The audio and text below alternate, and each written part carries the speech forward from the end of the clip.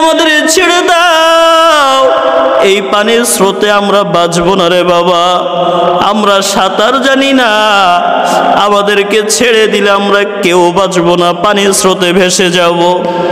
বাবার গলা জড়ায়া দইরা দুই সন্তান শক্ত করে ধরে আছে। বাবা পানির মধ্যে দাঁড়ানো। কিছুক্ষণ পরে বাবা দেখতেছে পানি উঠতে উঠতে হাঁটু পর্যন্ত উঠেছে, আর একটু উঠা কোমর পর্যন্ত উঠেছে। এখন আর বাবা নিজেও দাঁড়ায় থাকতে পারতেছে না, বড় কষ্ট। সন্তানগুলোরে নিয়ে তার বড় চেষ্টা করতেছে দাঁড়ায় থাকার। এই সন্তান মা বাবার কাছে কত আপন। ও সন্তান, এখনো মা বাবারে কেমনে কষ্ট দাও।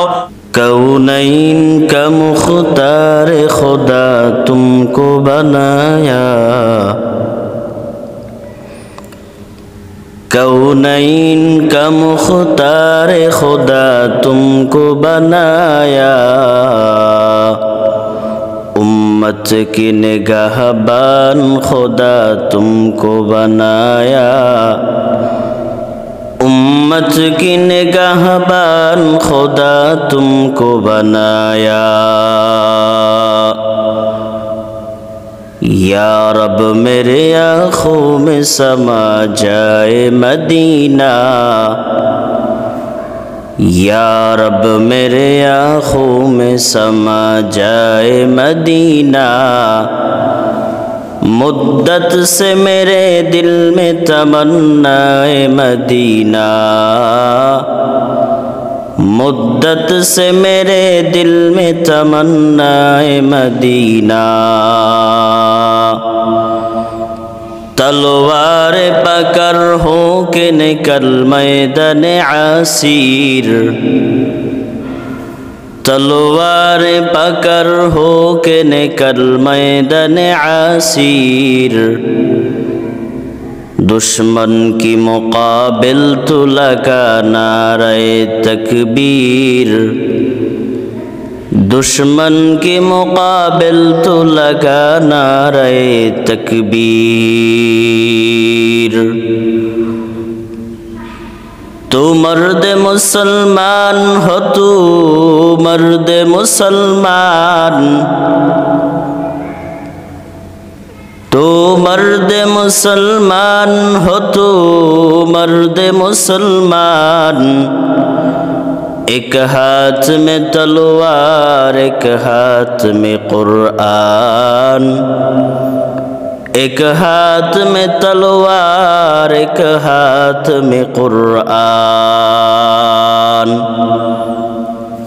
अल्लाह बोलेन अल्लज़ी खलक़ल मौत वल हयात लियब्लुवकुम अय्युकुम अहसनु अमला वहुवल अज़ीज़ुल गफूर।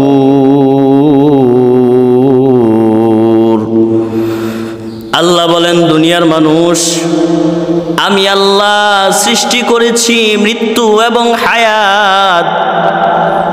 আল্লাহ বলেন, আমি আল্লাহ মৃত্যু এবং হায়াত সৃষ্টি করেছি কেন? আল্লাহ বলেন, দুনিয়ার মানুষ আমি আল্লাহ মৃত্যু হায়াত সৃষ্টি করেছি দুনিয়ার মধ্যে তোমাদের কর্মকার কিরকম, দুনিয়ার মধ্যে কে কতটুকু ভালো কাজ করলা পরীক্ষা করার জন্য। আল্লাহ বলেন, ও দুনিয়ার মানুষ আমি আল্লাহ সবচাইতে বেশি ক্ষমতাবান, সব ক্ষমতার মালিক আমি আল্লাহ।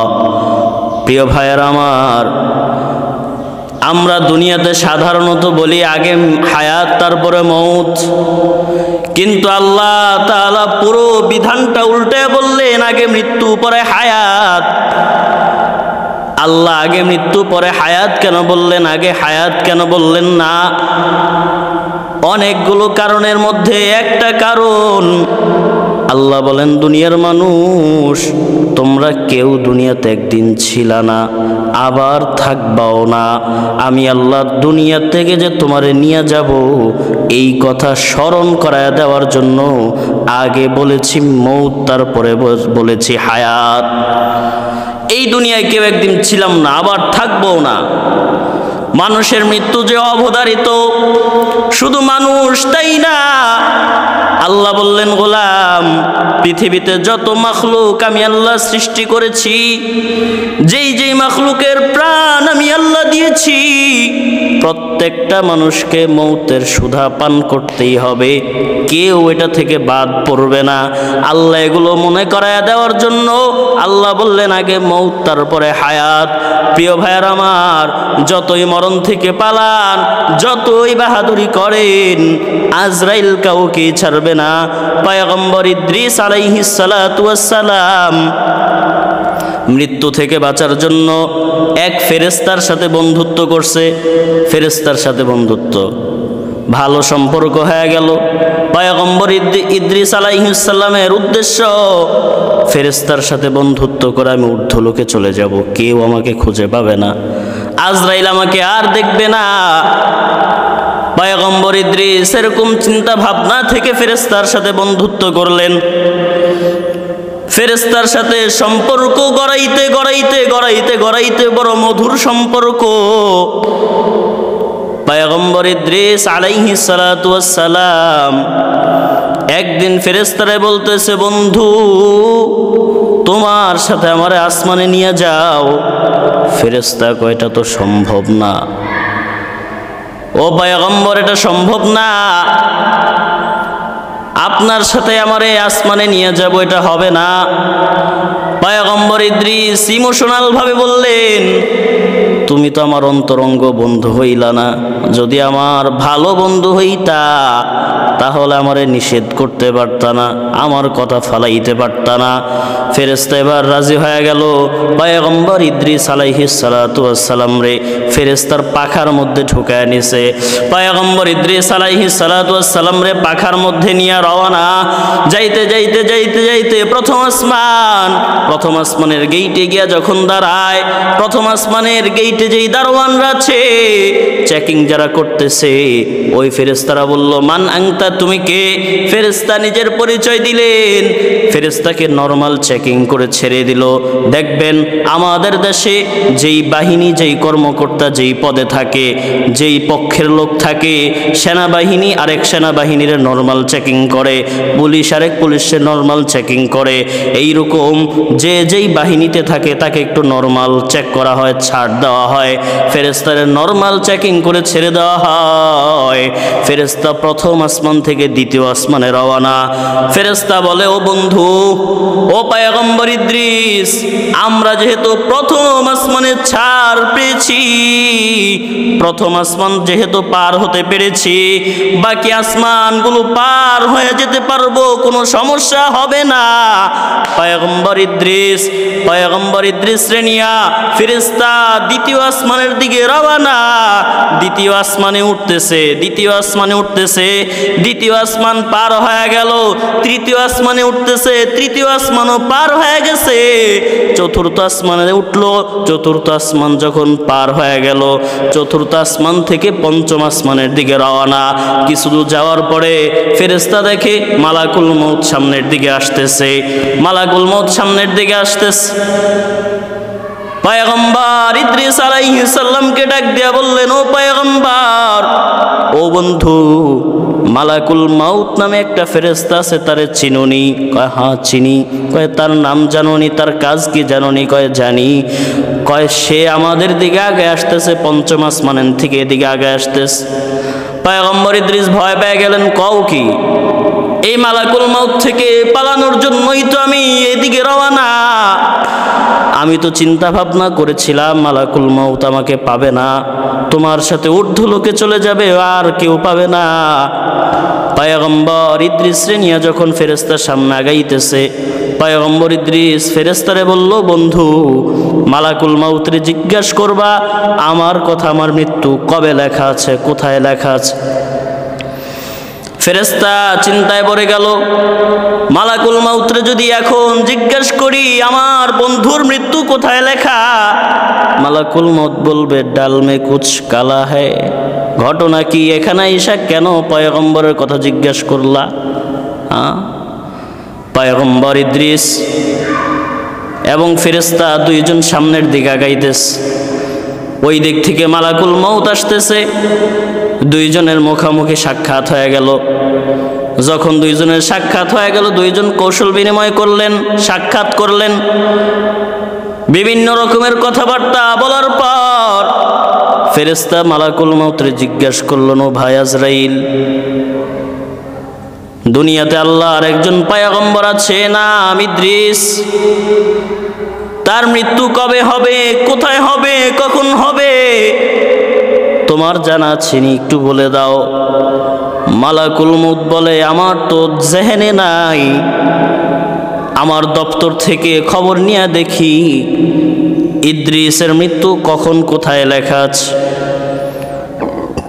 পয়গম্বর ইদ্রিস পাখার মধ্যে লুকানো সব শুনতেছে, ফেরেশতা অপেক্ষা করতেছে মালাকুল মউত কি জবাব দেয়। মালাকুল মউত জানায় দিল, ফেরেশতা, বড় আশ্চর্যের বিষয়, আমি দেখলাম পয়গম্বর ইদ্রিসের মৃত্যু এই চতুর্থ আসমানে আল্লাহ লিখেছেন। সুবহানাল্লাহ। পয়গম্বর ইদ্রিস ভয় পেয়ে গেলেন, কয় কি, আজরাইল থেকে পালানোর জন্য এত উপরে আসলাম, এখানেও নাকি আজরাইল। ফেরেশতা কিতাবের মধ্যে লেখে, ইবনে কাসির রহমাতুল্লাহ আলাই ঘটনাটা এভাবেই বর্ণনা করেছেন। তিনি লেখেন, ফেরেশতা সামনের দিকে চলে গেল, মালাকুল মউত নিচের দিকে চলে গেল। ফেরেশতা যাইতে যাইতে বলতেছে, বন্ধু আর চিন্তা নাই, কোনো ভয় নাই, মালাকুল মউত আমাদের থেকে দূরে চলে গেছে, মালাকুল মউত আর আমাদেরকে পাবে না, তোমাকে পাবে না। ফেরেশতা কিছুক্ষণ কথা বলতে বলতে বলতে বলতে দেখে ওই যে ডানার মধ্যে পয়গম্বর ইদ্রিস, তার থেকে আর কোনো জবাব আসে না। ফেরেশতা কিছু দূর যাওয়ার পরে ডানার মধ্যে থেকে পয়গম্বর ইদ্রিসরে দেখলো, তাকায় দেখে কিতাবের মধ্যে বলা হয়েছে পয়গম্বর ইদ্রিস ওই চতুর্থ আসমানেই আল্লাহ তাআলা তার মউত রেখে দিয়েছেন। শুধু এখানেই শেষ না, পয়গম্বর ইদ্রিস মারা গেছে এখানেই না, বলে গরম উত্তপ্ত শরীর পুরো ঠান্ডা বরফের মতো হয়ে গেছে। মরণ থেকে যতই পালাও, মরণ তোমায় নেবে ঘিরি, যদিও সুদূর আকাশ পথে লুকাও সেথায় লাগিয়ে সিঁড়ি। নদী পথে নৌকা চালাও ও মাঝি ভাই, বেলা ডুবার আগে আমি ওপার উঠতে চাই, ডুবে গেলে বেলা রে আর উঠে না, ভেঙে গেলে মেলা রে আর জমে না। ও আল্লাহর বান্দা, একটু চিন্তা করে দেখেন, কই পালাবেন, পালানোর কোনো জায়গা নাই। পয়গম্বর ইদ্রিস আলাইহিস সালাতু ওয়াস সালাম আজরাইলের থেকে পালানোর জন্য দুনিয়া ত্যাগ করে চতুর্থ আসমানে চলে গেল। ওখানেও গিয়া দেখে আজরাইলের সাথে মোলাকাত হয়ে গেছে। কই পালাবেন? আল্লাহ বলেন, বান্দা তোমাদের আমি আল্লাহ দুনিয়ায় পাঠাইলাম, আমি আল্লাহ তোমাদেরকে মউত দিয়েছি, হায়াত দিয়েছি, আমি আল্লাহ তোদের মউত দিলাম, হায়াত দিলাম। কেন? দুনিয়াতে গিয়া কে কতটুকু নেক কাজ করবে, ভালো কাজ করবে, পরীক্ষার হল। আল্লাহ বলেন, বান্দা দুনিয়াতে আমি আল্লাহ তোমাদের পাঠানোর পেছনে একটা মাকসাদ, একটা উদ্দেশ্য আছে। আল্লাহ বলেন, ওয়ামা খালাকতুল জিন্না ওয়াল ইনসা ইল্লা লিয়াবুদুন। আল্লাহ বলেন, বান্দা আমি আল্লাহ তোমাদের দুনিয়ায় পাঠাইছি, পাঠানোর পেছনে একটা উদ্দেশ্য আছে। উদ্দেশ্য কি? আল্লাহ বলেন, বান্দা দুনিয়ায় গিয়া তুমি আমি আল্লাহর ইবাদত করবা, আমি আল্লাহর আনুগত্য করবা। ও বান্দা তাকায়া দেখবা, আমি আল্লাহ এত বিশাল আসমান বানাইলাম, এত বিশাল আসমান বানাইতে গিয়া কয়টা উপরে টানা দিছেন? একটা একটাও না, নিচের থেকে কোনো খুঁটি নাই, এত সুন্দর আসমান আল্লাহ ঝুলায় রাখলেন, কোনো টানাও নাই ওপর থেকে, নিচের থেকে কোনো খুঁটিও নাই। আল্লাহ বলেন বান্দা এই আসমান আমি আল্লাহ বানাইছি তোর নিরাপত্তার জন্য। ও বান্দা এত গাছগাছালি কেন বানাইলাম? আল্লাহ বলেন বান্দা এত গাছগাছালি আমি আল্লাহ বানাইলাম সব তোর জন্য। আল্লাহ বলেন বান্দা এত পশু পাখি আমি আল্লাহ কেন বানাইলাম? ও বান্দা এগুলো সব তোর জন্য বানাইছি। ও বান্দা নদীতে এত রঙের বেরঙের মাছ আমি আল্লাহ কেন দিলাম? এত এত স্বাদের মাছ আমি আল্লাহ কেন দিলাম? আল্লাহ কয় বান্দা জানো নি এই সবগুলো আমি আল্লাহ সৃষ্টি করেছি তোর জন্য। আল্লাহ কয় বান্দা শুধু মানুষ আমি আল্লাহ বানাইছি আমি আল্লাহর গোলামির জন্য। আল্লাহ বলেন বান্দা আমি আল্লাহ তোরে বানাইলাম আমার গোলামির জন্য। দুনিয়ায় যে যার গোলাম সে তার আনুগত্য করবে।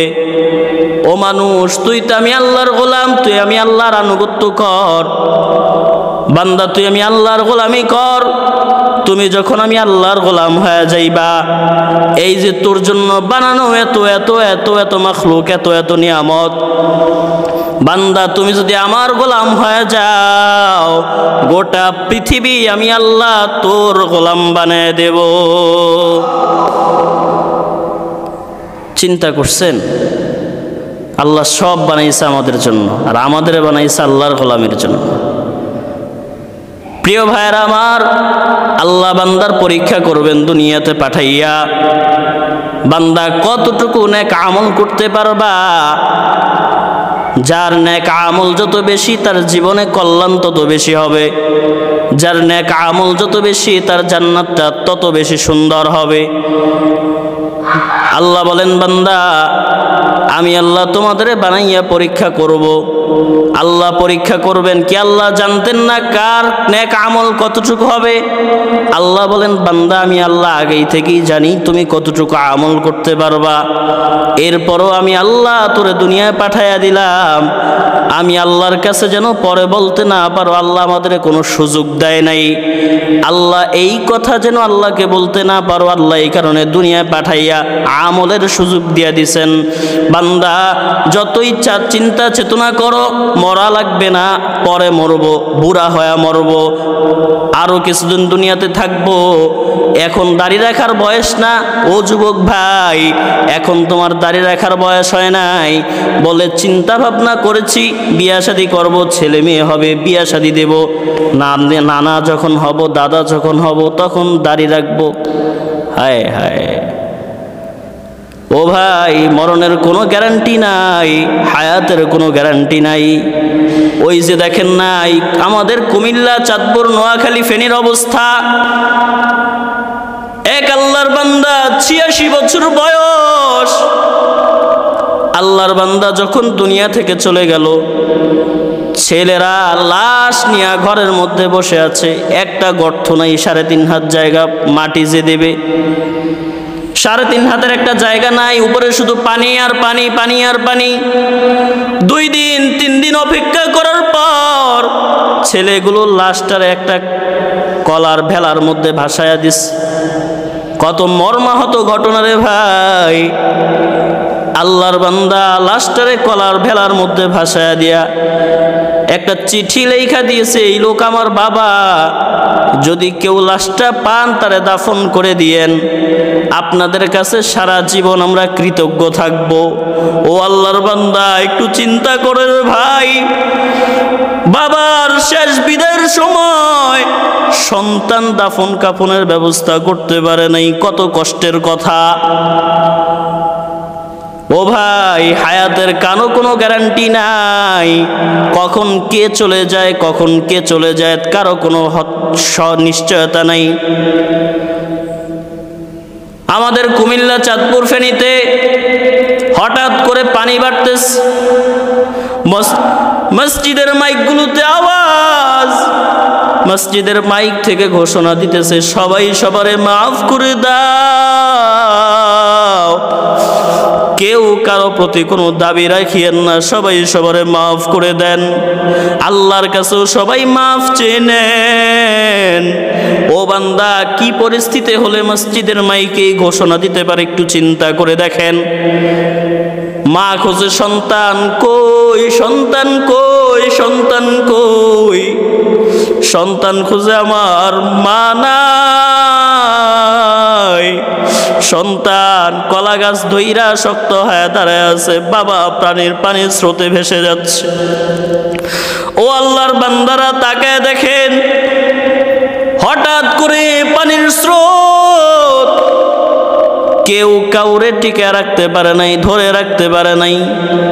রাতের বেলা ঘুমে আছে, হঠাৎ করে পানি এসে আল্লাহর বান্দারা দুনিয়াতে আর নাই। এক আল্লাহর বান্দা দুই সন্তান দুই কাঁধের উপরে নিয়ে, দুই হাতের মধ্যে নিয়ে দাঁড়ায় আছে, পায়ের নিচে পানির স্রোত। সন্তানগুলো বলে, আব্বু আমাদের নামাইয়া দিও না, আমাদের ছেড়ে দিও না, তুমি যদি আমাদের ছেড়ে দাও এই পানির স্রোতে আমরা বাঁচবো না রে বাবা, আমরা সাঁতার জানি না, আমাদেরকে ছেড়ে দিলে আমরা কেউ বাঁচবো না, পানির স্রোতে ভেসে যাব। বাবার গলা জড়ায় দইরা দুই সন্তান শক্ত করে ধরে আছে, বাবা পানির মধ্যে দাঁড়ানো।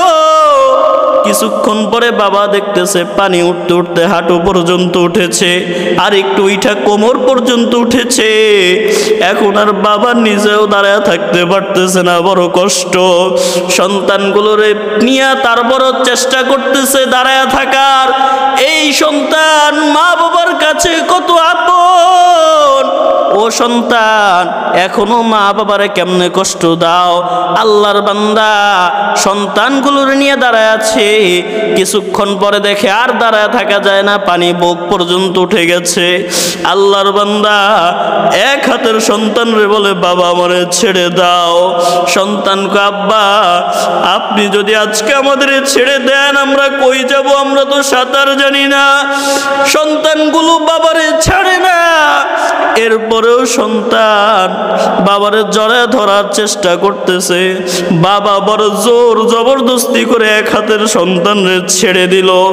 বাবা দাঁড়ায় আছে আরেক সন্তান রেডিয়া। কিছুক্ষণ পরে দেখে গলা সমান পানি হয়ে গেছে। আরেক সন্তান নিয়েও দাঁড়ায় থাকা যায় না, ওই সন্তান রেও বাবা ছেড়ে দিল। বাবা এবার নিজেও বাঁচার আপ্যায়ন চেষ্টা করতেছে, বাঁচা যায় কিনা। ওখানে কেউ নাই উদ্ধার করবে। ও বান্দা, একটু চিন্তা করে দেখেন, এই পানির মধ্যে কত শত মানুষ চলে গেল, কত যুবক নাই, কত বৃদ্ধ নাই, কত মা বোনরাও চলে গেল রে বান্দা। ও পর্দার আম্মা জান, একটু চিন্তা করে দেখেন, আপনি এখনো নেক আমল করা শুরু করলেন না, এখনো আপনি পর্দায় থাকা শুরু করলেন না, আর কবে শুরু করবেন? ও ভাই, এখনো তুমি নামাজ ছেড়ে দিছো, নামাজ ধরলা না, আর কবে ধরবা? ও আল্লাহর বান্দা, এই যে মৃত্যু আসবেই আসবে, এটা শিওর কোনো নিশ্চয়তা নাই মৃত্যু কখন আসবে। এই মৃত্যুর জন্য সব সময় তৈয়ার থাকা লাগবে। কেমনে মৃত্যুর জন্য প্রস্তুত থাকবা? পয়গম্বর বলেন, উম্মাত আমি নবী দুনিয়াতে থাকবো না, তবে তোমাদের কাছে দুইটা জিনিস আমানত দিয়ে গেলাম। পয়গম্বর বলেন, তারাকতু ফীকুম আমরাইন লান তাযিল্লু মা তামাসসাকতুম বিহিমা কিতাবাল্লাহি ওয়া সুন্নাত রাসূলি। পয়গম্বর বলেন, ও উম্মাত আমি নবী তোমাদের কাছে দুইটা জিনিস আমানত দিলাম, একটা হলো কিতাব, আর একটা হলো আমি নবীর সুন্নাহ। বান্দা আল্লাহর দেওয়া বিধানগুলো মেনে চলবা, পয়গম্বরের সুন্নত রাখরা ধরো, বান্দার মৃত্যুর কোনো ভয় থাকবে না। বান্দা পানিতে ডুবে মারা যাও, আগুনে পড়ে মারা যাও, ও বান্দা পানিতে ডুবাইয়া মারার ভয় আমাদের দেখাইয়া কোনো লাভ নাই, আগুনে ফালাইয়া মারবা কোনো লাভ নাই। এই ভয় মুমিন কখনো করে না, কারণ মুমিন জানে পানিতে পড়ে যদি আমি মারা যাই, আগুনে পড়ে যদি আমি মারা যাই, দেওয়াল চাপা দিয়ে আমারে মেরে ফেলবা যদি মারা যাই, রোড অ্যাক্সিডেন্ট করে মেরে ফেলবা যদি মারা যায়, আমি মুমিন বান্দা মরতে দেরি আল্লাহ তাআলা সাথে সাথে বান্দারে জান্নাত দিয়া দেয়। অতএব বান্দার, মুমিন বান্দার মরণের কোনো ভয় থাকতে পারবে না। মুমিন সদা সর্বদা মৃত্যুর জন্য তৈয়ার থাকবে। মুমিন বান্দা সদা সর্বদা মৃত্যুর জন্য তৈয়ার থাকতে হবে। মুমিন বান্দা কখন মৃত্যুর জন্য তৈয়ার থাকবে? বান্দার আমল যখন সুন্দর হয়ে যাবে, বান্দা যখন আমল সুন্দর হয়ে যাবে, বান্দা অটোমেটিক্যালি মৃত্যুর জন্য প্রস্তুত হয়ে যাবে। এই কারণে আমল সুন্দর করা চাই, সব সময় আমলে থাকা চাই। আল্লাহ তাআলা বান্দাকে দুনিয়ায় পাঠাইছেন পরীক্ষার হল, পরীক্ষা দিবেন, পরীক্ষার ফলাফল পাবেন আপনি পরকালে। দেখেন, এই দুনিয়া আমরা এক সময় কেউ ছিলাম না, আমাদের কোনো চিহ্নও ছিল না। আল্লাহ তাআলা মা বাবার একটা সুন্দর সম্পর্কের মধ্য দিয়ে আল্লাহ তাআলা আমাদেরকে দুনিয়ায় পাঠাইলেন। আবার একটা সময় আসবে আমরা দুনিয়ায় কেউ থাকবো না, সবাই চলে যাব। আল্লাহ তাআলা যতদিন দুনিয়াতে রাখবেন, দুনিয়াটা যেহেতু পরীক্ষার হল, সদা সর্বদা সবাই নেক আমল করার চেষ্টা করবেন। আল্লাহ সবাইকে বেশি বেশি নেক আমল করার তৌফিক দান করেন, বলেন আমিন।